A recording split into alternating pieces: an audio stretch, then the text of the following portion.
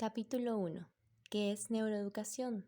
Neuroeducación es una nueva visión de la enseñanza basada en el cerebro, visión que ha nacido al amparo de esa revolución cultural que ha venido en llamarse neurocultura.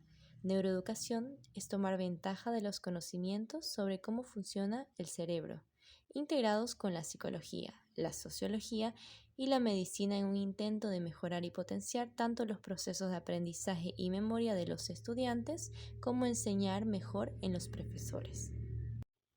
Neuroeducación es también un campo de la neurociencia nuevo, abierto, lleno de enormes posibilidades que debe proporcionar herramientas útiles para la enseñanza y con ello alcanzar un pensamiento verdaderamente crítico en un mundo cada vez más calado, abstracto y simbólico. Se trata de una perspectiva de muchos aspectos diferentes y complementarios. Neuroeducación significa evaluar y mejorar la preparación del que enseña, entre paréntesis, maestro, y ayudar y facilitar el proceso de quien aprende individualidad a cualquier edad, cierro paréntesis. En parte, el nacimiento de la neuroeducación está en la propia comunidad de docentes. Los maestros desde hace ya mucho tiempo comparten la esperanza de encontrar nuevos medios educativos basados en hechos científicos y en la neurociencia en particular. Y aún maestros o profesores reconocidos como buenos maestros o buenos profesores por los resultados que obtienen con los alumnos, admiten y afirman que sería muy positivo para ellos y que mejoraría sus capacidades docentes si se les proveyese de un mejor conocimiento de los últimos hallazgos científicos sobre la emoción, la atención, la memoria, etc. La neuroeducación puede ayudar en el proceso de potenciar la creatividad o el aprendizaje de ciertas disciplinas específicas. Por ejemplo, las matemáticas, a partir de conocer que hay dos vías cerebrales diferentes por las que se alcanzan estos procesos y la potenciación de unas u otras atenciones, entre comillas, para enseñanzas específicas, después de conocer que el proceso atencional no es un fenómeno neuronal único en el cerebro y que existen mecanismos cerebrales que sustentan procesos atencionales diferentes según a qué se aplique la atención. Y al igual para la memoria y otros muchos procesos relevantes para el aprendizaje. La neuroeducación además comienza a poner en perspectiva y reforzar la existencia del medio social, de la familia y la propia cultura como determinantes de la capacidad de aprender en los niños, además de reconocer que la variabilidad de sus capacidades durante ese aprendizaje se debe en parte no solo a los constituyentes genéticos de cada individuo, sino también a los cambios que desde el mismo nacimiento produce el medio ambiente en el cerebro. Valga como ejemplo, entre los numerosos factores ya conocidos, el efecto del tabaco sobre el recién nacido, tanto si la madre es fumadora activa o solo es el entorno de la familia y que se expresa en peores respuestas de los niños a los estímulos sensoriales o una capacidad de atención disminuida cuando se les compara con otros niños que no han vivido en ese entorno. Sin duda, que esto ya es condicionante de las capacidades cerebrales de estos niños en los primeros años de aprendizaje en el colegio. La neuroeducación incluye entre sus cometidos ayudar a detectar procesos psicológicos o cerebrales que puedan interferir con el aprendizaje y la memoria y la misma educación. La neuroeducación está en las primeras andaduras de un largo camino que recorrerá paralelo en su trayecto al progreso tanto en la psicología como en la neurociencia cognitiva. Neuroeducación trata, con la ayuda de la neurociencia, de encontrar vías a través de las cuales poder aplicar en el aula los conocimientos que ya se poseen sobre los procesos cerebrales de la emoción, la curiosidad y la atención, y cómo estos procesos se encienden y con ellos se abren estas puertas al conocimiento a través de los mecanismos de aprendizaje y memoria.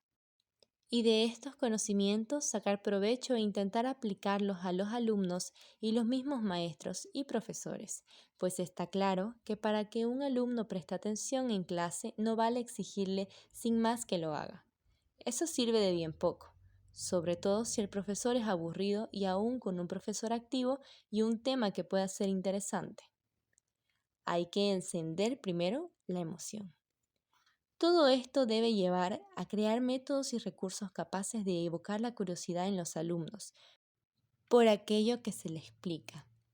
Métodos aplicados a cada edad del niño, primero y después en la pubertad y a la adolescencia y en el periodo universitario, y además adecuados a su propia individualidad y a las materias que se enseñan. Métodos siempre adaptados a la alegría, al despertar, al placer y nunca al castigo. Hoy ya sabremos que la letra con sangre no entra. El castigo, el dolor como estímulo para aprender es un método primitivo, consustancial, con la supervivencia en otros tiempos duros de la humanidad. Sobrevivir durante millones de años ha significado aprender con rudeza, con dolor, y con ello guardar profundo recuerdo de todo aquello que nos hirió o hizo daño y no volver a repetirlo. El no aprender, la persistencia en el error, costaba la vida, como, contrariamente, también lo era, por supuesto, el refuerzo y placer como sustrato, tan fuerte como el primero para mantener la vida. Pero lo cierto es que en la actualidad, con el aprendizaje en los colegios, nadie se juega la vida.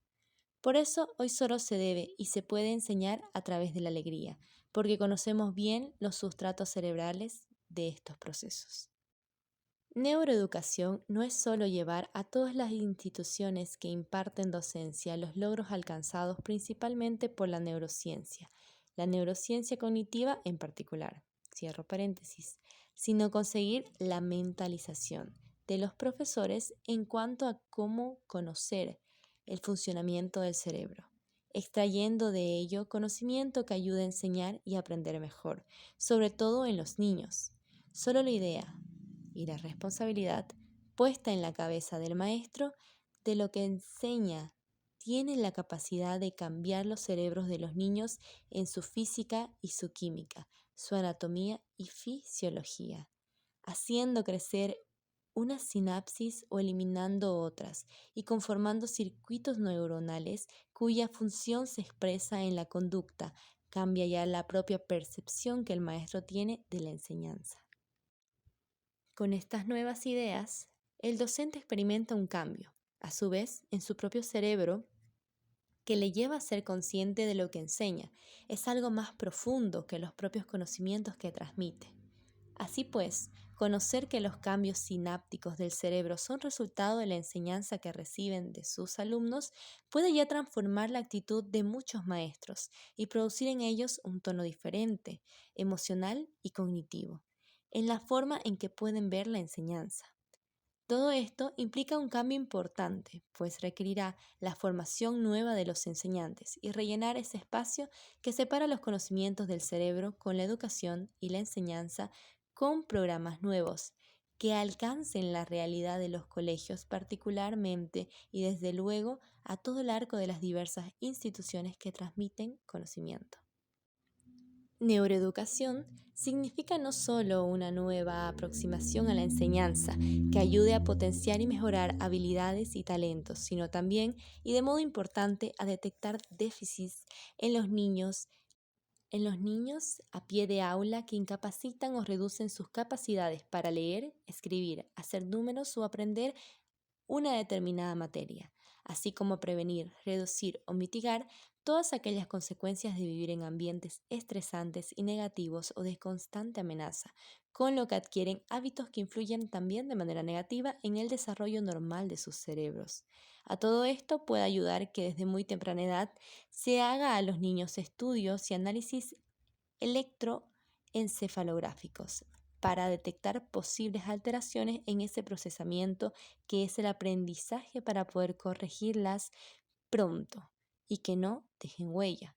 Por ejemplo, niños que a muy temprana edad no son capaces de distinguir entre el sonido da y el sonido pa en una palabra lo suficientemente rápido, como lo hace la media de los niños a su edad. Ya puede estar indicando una lentitud en el proceso de aprendizaje, por lo que es posible que luego se ralentice la velocidad de lectura normal durante el desarrollo o tantos otros problemas fáciles de corregir con un tratamiento logopédico, médico o psicológico conductual temprano. Cada vez está más claro que es durante los primeros 6 a 12 meses de vida del niño cuando ya es posible detectar muchas cosas que más tarde pueden repercutir negativamente en el proceso normal de aprendizaje. Todo lo dicho sirve también para los años todavía tempranos que siguen. Por ejemplo, la dislexia, la acalculia, el síndrome de déficit de la atención e hipermotilidad, el autismo o la misma ansiedad son síndromes que se benefician marcadamente con intervenciones psicológicas y conductuales, si éstas se inician muy temprano y en los que el seguimiento de esta terapéutica con estudios de resonancia magnética funcional ha demostrado ser de un beneficio extraordinario en los niños. Neuroeducación implica conocer los múltiples ingredientes cerebrales que participan en los procesos de aprendizaje y memoria y su significado desde la infancia y adolescencia hasta las personas adultas ya en la universidad y también en las personas mayores. El cerebro es plástico a lo largo de todo el arco vital, es decir, es capaz de ser modificado para bien por el aprendizaje a cualquier edad.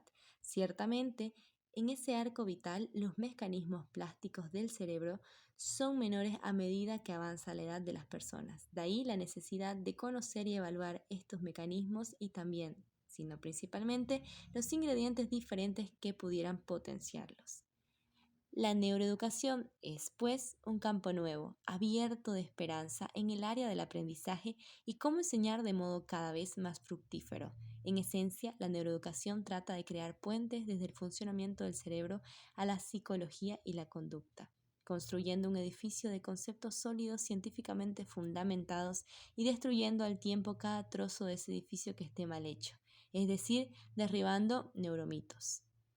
El resumen de todo esto permitirá apuntar que la neuroeducación apunta a, número 1, conocer qué herramientas puede proveer la neurociencia que de modo práctico sirvan para enseñar de forma más eficiente tanto en la escuela como en la enseñanza media o la universidad y realmente en todo el arco de lo que entendemos como enseñanza, sea general o especializada. Número 2. Herramientas que sirvan para detectar problemas neurológicos y psicológicos, siquiera sean útiles, que impidan o interfieran en los niños la tarea de aprender con facilidad en el colegio. Número 3. Herramientas que sirvan para formar mejor ciudadanos críticos, logrando un equilibrio entre emoción y cognición. Y número 4. Ayudar a cruzar mejor ese puente que señaló Cicerón cuando dijo, una cosa es saber y otra saber enseñar. Fin del capítulo número 1.